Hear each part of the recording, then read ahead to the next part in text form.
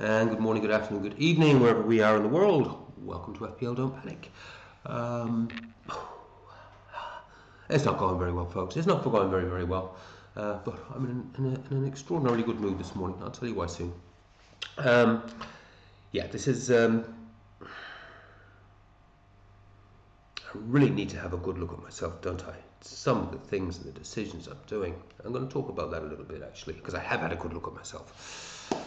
Where do we start with this game week? Took a punt. Listen, I'm just in the mood for having a few swings at the moment. That's the reality. It's just what's going on with everything else at the moment. I'm having a few punts, and we brought Iwobi in, and of course Rice did fairly well. I've got so many bench points. Obviously didn't too bad. Obviously with Hill coming in. But that was kind of new. I was almost certain he was going to end up coming off of the bench, so that was a good call. But what did I say in yesterday's video? Oh, looks like I've got my bench right. Yeah, Anderson's just going to get the 4 or 5 points. Alderete, yeah, the 7. So yeah, it wasn't bad calls. And of course, what did I say a couple of videos ago? I said Anderson's a bit more attacking now with this new manager. I did say that he's a bit more attacking now. There might be some attacking returns coming for him. The hauls might get bigger. I need to listen to myself sometimes. And also, players like Anderson, you need to play all the time. They're just going to hit that 4 or 5 points. I know he didn't have a good one last week, but that was more the anomaly. The averages say Anderson is just so solid. And then, of course, he gets the bloody attacking return as well. That would have changed the game week quite a bit, to be honest with you. Where does that leave us? I mean, we've got another game to go. I don't think there's too much going to happen there. Let's just have a quick look. Where are we? Just on the live rank, so I can give you. It's a minus 170,000. That's going to get a little bit worse, maybe a big bit worse. It depends, I guess, who comes in. Minus 170. So the roller coaster of doom continues. Raya Gabriel, yeah, good to get the clean sheet, the double clean sheet out of Arsenal. Gabriel so highly owned though, does it really make that much of a difference? Having the double, yeah, that helps. Virgil just the 1-pointer. Hill is just magnificent in the 8-pointer, and probably could have had a goal in that game as well, couldn't he? Could have been the mega haul. And Bulmo's disappointing at the moment. He looked really off it. I mean, I was, United. They're just what. I did say that wasn't a good place to go for United midweek up to cold and windy Tyneside and in the middle of winter. We're coming into spring, I know, but you know what I mean. Hey, they were up for it. It was a shocker of a performance, absolute shocker of a performance. All the hope that's got built, but United have not played generally that well in the last 2 or 3 games. In fairness, they've scraped out results, and that's been good because the 2 or 3 last games that we've won. I thought we played it very well against the City and the Arsenal, etc. But against Palace and 1 or 2 of the other ones, I didn't think the performances were great, but those were games that we would normally lose, and we were getting results, and so that's always a good sign for me. But not last night. I thought it was really poor. Bruno was the only one on the pitch that really looked worth his salt. And look at him there with his little 8-pointer in a game where he just got an assist and they lost. I mean, he's just such a bloody good asset. He really is, and I don't think it's going to get adjusted. He got stuck on 11 DEFCON for God knows how long. It just didn't change. I thought, oh, well, that's in the bag. And of course, I was going to captain Bruno, wasn't I? But I didn't. Of course I didn't. Your 90-minute man who's just consistent. His averages are fantastic. And that, again, would have made such a big difference. Getting an additional 8 points. Iwobi was a punt. It didn't come off. He probably should have had a goal, but it's a punt. And listen, it's still a punt given some of the fixtures going forward that may pay off. That ball was bouncing. I haven't seen that whole game. I watched most of the first half. Ball just seemed to be bouncing off me. Didn't get out of that game what I was expecting from Brentford or indeed Odango.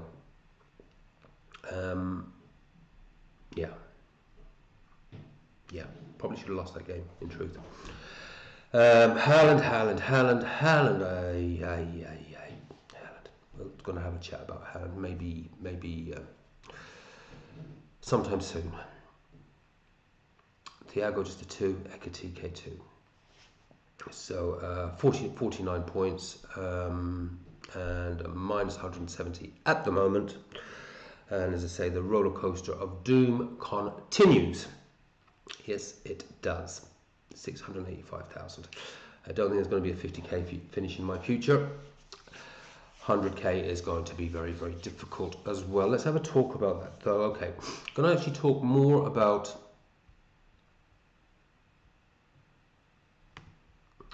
the Game Week 30 team, but also I'll talk a little bit to my spreadsheet. It's overlapping a little bit there.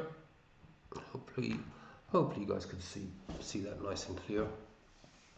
But let's talk to that. Here's the reality of the situation, folks.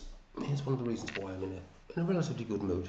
I did actually, while Mrs. Panic was having a line this morning, I went back across the whole season. The decisions I didn't make. I started just pumping in some numbers. I started doing this and that. And the reality is, if I followed, and I don't think the spreadsheet is perfect this year, there are some things that have come in. That have thrown it out a bit. DEFCON being one of them. And I've actually, again, I'll talk in a second about some of my thoughts and plans on that. But the reality is, even in its basic format as it is now, and it's not really optimized towards the changes that we've had in FPL this year, I'd have been flying if I had stuck to the rules. Now, what are the rules? You probably all need a reminder of this, and we all know, for various reasons, I've been very, very unsettled for the last, you've seen me moving around from one place to another for various reasons, and some of the stuff I've had going on. So yeah, no, I've not been focused, and it's bloody hard for me to focus at the best of times anyways, because I am a punty kind of guy. I like to take swings, etc. And the idea when I developed the spreadsheet was supposed to keep me more disciplined, and it does actually work if I actually follow the rules. What are the rules? Limited hits. Just take no more than 3 or 4 hits a season. This is where the spreadsheet fell off a little bit this year because the dynamic changed, and I've been working through some stuff how we can actually change it for next year. But yeah, 4 points for goalkeepers, 4 points for defenders, 5 points for midfielders, 6 points for midfielders, and 7 points for strikers. Now that's where the dynamic fell off a bit this year, because the dynamic with DEFCON and a few other things changed things. But even based on that, 5 blanks in a row, move a player out. Fundamental, basic principles, look for the averages, obviously trying to achieve that 70 points. And that would have been hard anyways this year with the inconsistencies of captaincies. But even with the mistakes that I've made in this team this week, and the big one this year, all of my numbers were saying 4-5-1. Can someone explain to me why I moved off the 4-5-1 a few weeks ago? Because even on this team, which I do not think is optimum whatsoever, on the 4-5-1, if we look at the spreadsheet,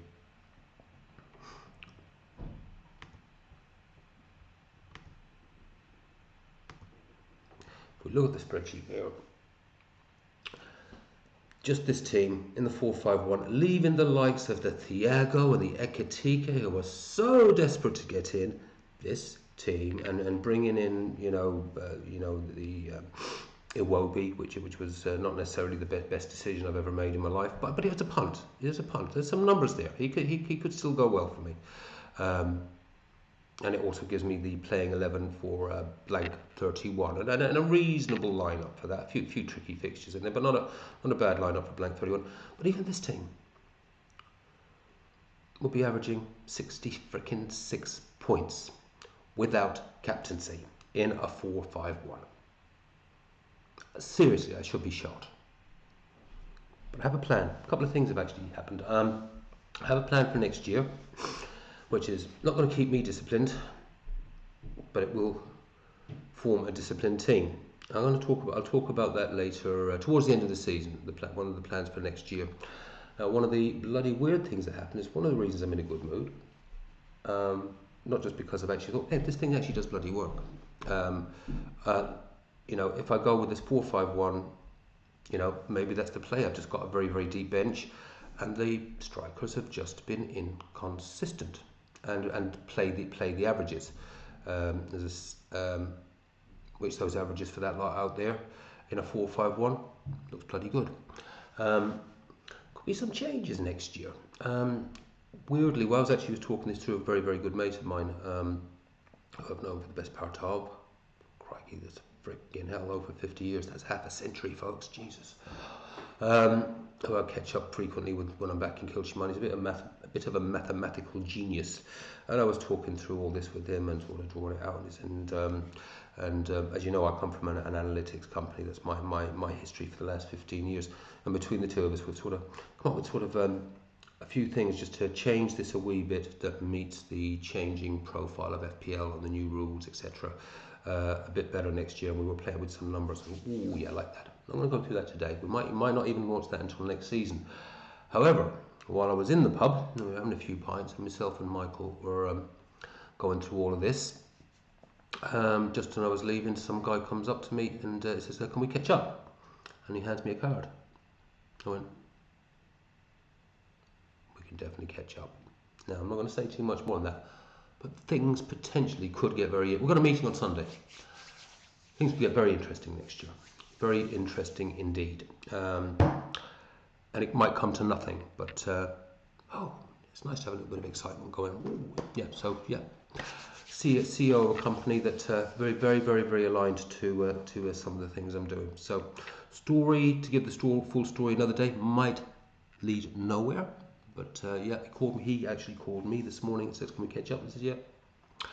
So we'll be doing that on Sunday. See what happens. Might be some interesting news coming. We shall see. Back to the topic in hand, though. 4-5-1, folks. Inconsistent forwards.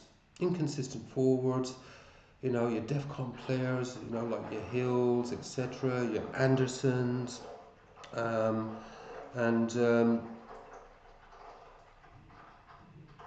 yeah, and then, you know, having one or two of those consistent performers like your Brunos, etc., and stop making daft bloody transfers. I'm talking to myself here, by the way. The problem with me is I so do like a punt. I'm so ill-disciplined. I really am. So, here's what could be happening next year. I will be doing the spreadsheet development and getting it there so that the model is actually there. But I will be handing it to someone very special who is going to run it and will enter a team, and they will actually be this. Well, I can do my things and have fun and take my punts. And I still might do well and I might do terribly, but I'm having fun. But Mrs. Panic is going to run the bloody spreadsheet. Mrs. Panic is going to have a team next year, and she's just going to run it and become more involved. I think you've enjoyed it when I've involved in some of the comedy stuff I've done. But no, she's going to have a team next year, and she's going to run this thing because she is a project manager, and she is organised, and she is disciplined, unlike a certain YouTube content provider. That's kind of it, guys. Just a little update. This is the team, the bus team, anyways, for 30.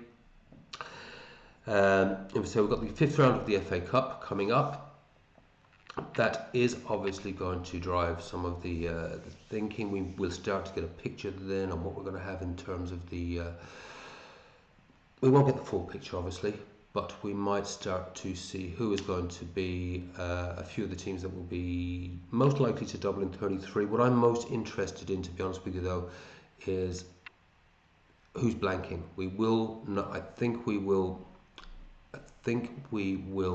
start to get that picture of who's doubling and blanking, obviously, in 34. But for me, who is not blanking in 34, that's where I'm really, really interested to start to see that develop, because that is going to drive some of that strategy in 33, 34. I haven't given up on the top 100k yet. It's looking tougher. It's looking tougher, let's be fair. We're running out of fixtures. But maybe I can actually just start to make myself just be, for the last 9 or 10 games, a little bit disciplined. Don't do any transfers. That team looks great. Says it should get an average, hit the sort of 66-ish, which would be grand, and just be a little bit more disciplined. We all know that's not going to happen, don't we? Take care, have fun, play your own game. Don't panic. Hope you're having fantastic game weeks. They'll certainly be hopefully better than mine, and Probably catch up in a few days' time. Let's get a game. It's pretty much done and dusted, isn't it? Catch up in a few days' time for a full wash up Bishop Brennan Cup, and start to see maybe where some of those FA Cup matches are going. See you lot soon. Bye for now.